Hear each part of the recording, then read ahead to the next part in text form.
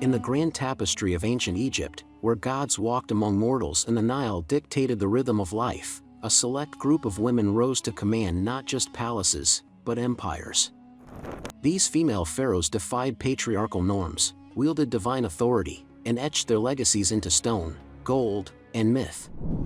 Their reigns were not mere footnotes in history, they were seismic shifts in the narrative of power. Glowing star Hatshepsut, the architect of empire. Among the most iconic was Hatshepsut, who ruled during the 18th dynasty. Initially a regent for her stepson Thutmose III, she boldly declared herself pharaoh and adopted the full regalia of kingship, including the false beard and masculine titles.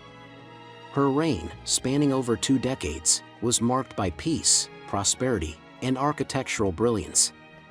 She commissioned the stunning mortuary temple at Deir el-Bahari, a marvel of symmetry and symbolism. Hatshepsut also revived trade routes, notably the expedition to Punt, which brought back incense trees, gold, and exotic goods. Her rule wasn't just about maintaining order, it was about elevating Egypt's stature through diplomacy, art, and divine legitimacy. Crocodile Sobekneferu, the crocodile queen. Before Hatshepsut, there was Sobekneferu, the first woman confirmed to rule Egypt as pharaoh in her own right. She ascended the throne after the death of her brother Amenemhat IV, closing out the 12th dynasty. Named after the crocodile god Sobek, she embraced both feminine and royal titles, appearing in warrior's garb and commissioning her own pyramid complex at Hira. Though her reign lasted only 4 years, Sobekneferu's bold assertion of power paved the way for future female rulers.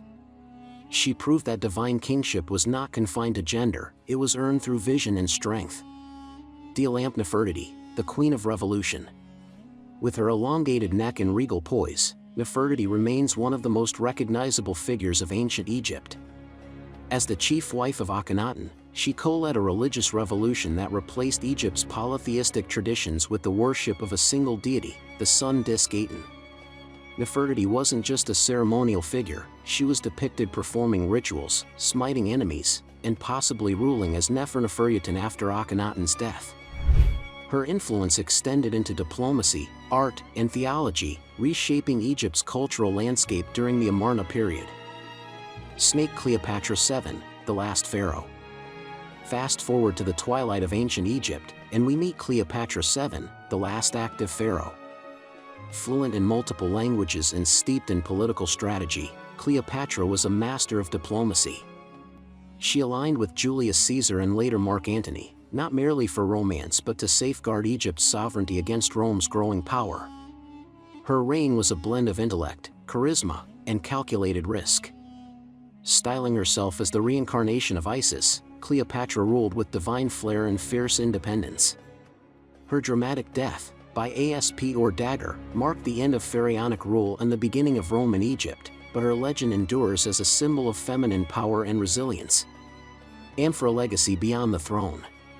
These women weren't anomalies, they were trailblazers. They ruled in times of crisis, transition, and transformation.